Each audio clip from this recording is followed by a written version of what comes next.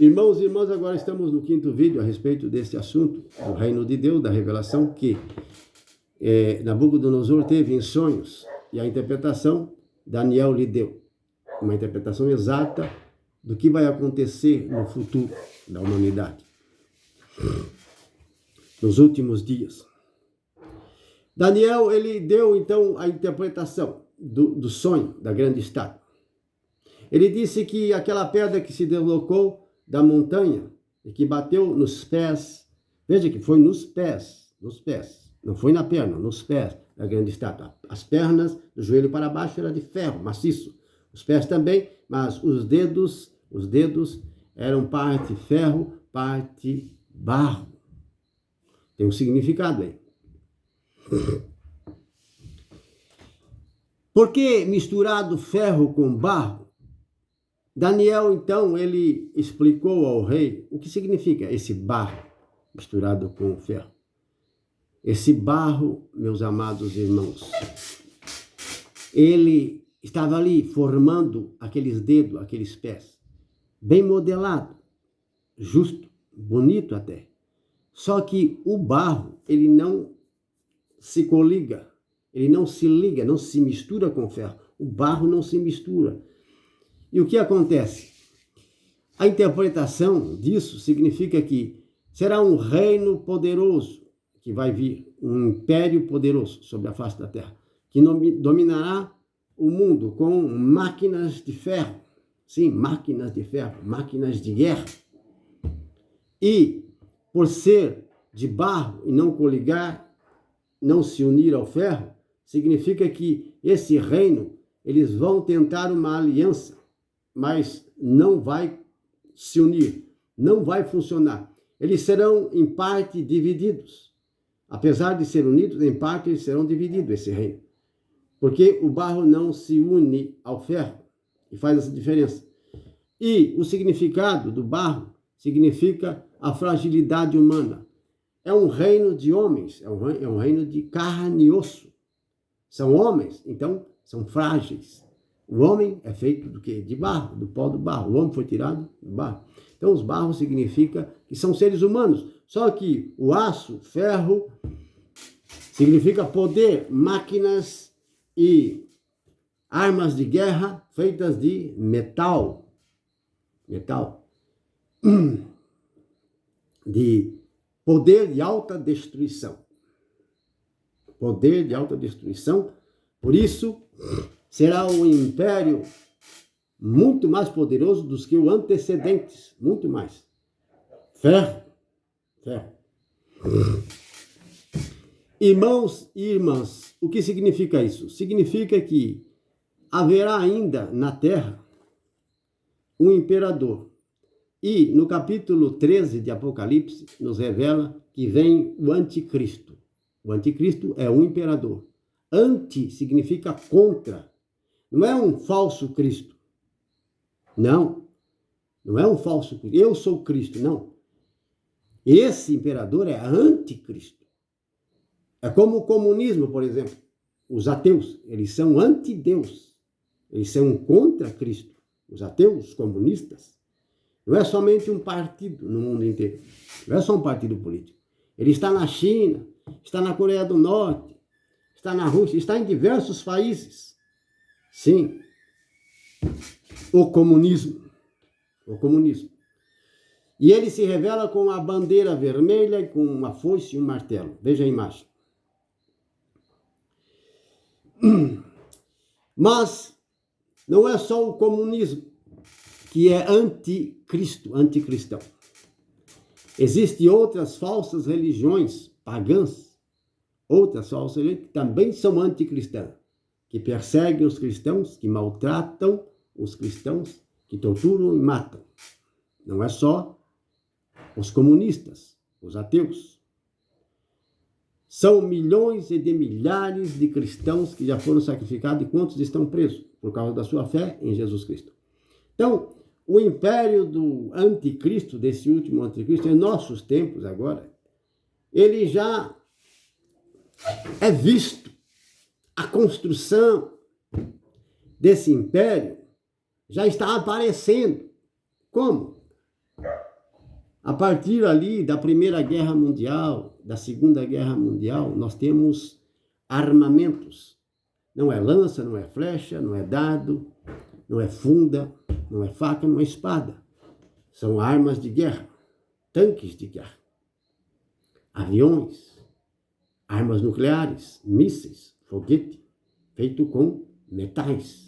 Por exemplo, os tanques de guerra, esses tanques, por mais modernos que são, eles não são feitos de bronze, eles não são feitos de alumínio, eles são feitos de aço, metal. Os grandes navios de guerra também não são feitos de alumínio, de metais moles, eles são feitos de aço, de ferro. Você está entendendo? As armas de guerra. Você está entendendo aquelas pernas da grande estátua de aço maciço e os pés de aço? Só que os dedos eram misturados com barro. Então, tudo isso é movimentado, é controlado por seres humanos. E os seres humanos, eles não são máquinas. Eles são feitos de carne e osso, são frágeis, são feitos de barro. Mas são eles que dominam e comandam essas armas. E elas são poderosas de um alto poder de destruição em massa. Causam genocídio. São armas de terrorismo. Sim, de terrorismo. Essas armas. Então, tem todo tipo de armas. Diversos tipos de aviões, armas nucleares, navios. É uma infinidade, uma alta tecnologia. E eles usam o ferro. O ferro é usado em tudo isso, nesses armamentos. Entre outros metais. Mas também o aço, o ferro. Por isso, aquelas pernas de ferro da estátua. Então, nós estamos nessa era. Nós estamos nessa fase em que está para chegar e se apresentar na humanidade o anticristo, o imperador. No Apocalipse, no capítulo 13, mas antes de falar no Apocalipse capítulo 13, voltando um pouco, agora me veio à memória, essa pedra, amados irmãos, que se deslocou da montanha e bateu nos pés da estátua e a pulverizou, e se transformou numa grande montanha, essa pedra, sabe quem é? É Jesus Cristo, é a volta do Filho de Deus. É Jesus vindo sobre as nuvens com seus exércitos de anjos. Essa é a pedra que se deslocou da montanha. Este é o verdadeiro significado desta profecia, desta revelação que teve Nabucodonosor, e o qual interpretou Daniel. Essa montanha, essa pedra que se transformou numa montanha e cobriu toda a terra, é o reino de Deus estabelecido neste mundo. O reino de Deus vai se estabelecer, um dia, ele vai se estabelecer neste mundo e vai destruir todos os outros reinos, vai acabar com eles. Quando Jesus vier, ele vem para destruir, ele não vem para curar, fazer milagres, dar vista aos cegos, levantar os paralíticos, curar os leprosos, ressuscitar os mortos, como ele fazia antes. Ele, quando vem, ele vem para destruir os ímpios, os inimigos. Está no Apocalipse 19, versículo 11. A partir do versículo 11, ali fala da volta de Cristo, o que ele vai fazer. Um anjo postado sobre o sol, chamando as aves do céu para comer carnes de generais poderosos, grandes, pequenos, todos aqueles que são e foram contra Jesus Cristo e seu povo. E é justamente nessa época em que o imperador, o último imperador, estará governando. Vocês estão entendendo? Então, essa montanha é o reino de Deus que vai se estabelecer. Os ímpios, os injustos, os pecadores, eles serão extirpados da face da terra. Haverá um milênio. Haverá um milênio. Está ali no Apocalipse capítulo 20.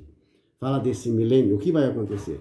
É claro que com a volta de Jesus haverá ressurreição, arrebatamento. Sim, como nos fala o apóstolo Paulo, no Tessalonicenses, 1 Tessalonicenses, capítulo 4, versículo de 13 a 18, no Tessalonicenses, 2 Tessalonicenses, capítulo 2, versículo de 1 a 12, 1 Coríntios 15, capítulo 15, versículos 51 e 52.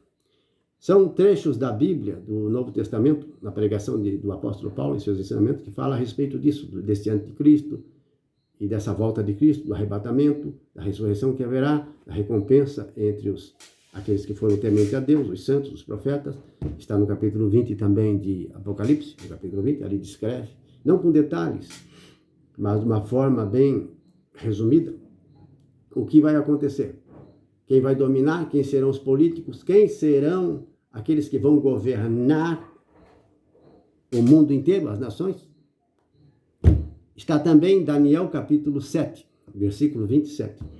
Sim, Daniel capítulo 7, versículo 27. Fala a esse respeito. O que nos fala também, todos os profetas falam do reino de Deus se estabelecendo sobre o mundo. Todos os profetas. Todos os profetas. Mas aqui nós temos também Daniel no capítulo 7, temos Apocalipse no capítulo 13, que fala da besta, e no 17, que nos dá alguns detalhes a respeito do significado do anticristo. Mas o Isaías capítulo 60, do 17 ao 22, o Isaías 65, do 20 ao 35, e Isaías 54, do versículo 11 a 14. Ali fala com alguns detalhes sobre o reino de Deus. O reino de Deus que deveria se estabelecer conforme a pregação dos sumos sacerdotes, dos doutores da lei da época, os fariseus, aqueles que pregavam a palavra de Deus, os mestres da lei, que viriam um Messias que dominaria o mundo, era a respeito disso que nós estamos falando agora, que o Messias, eles viria e dominaria o mundo. Só que tem outras partes da Bíblia que descreve o que aconteceria ao Messias antes. Disso eles não entendiam, não compreendiam, como Isaías 53, por exemplo, e alguns salmos e uns profetas que falavam a respeito do sofrimento do Messias. O que deveria acontecer antes? E eles não sabiam, não entendiam. Nem os discípulos de Jesus não entenderam. Só foram entender depois que Jesus ressuscitou e explicou a eles. Então, irmãos, vamos para o vídeo seguinte, o 6º vídeo.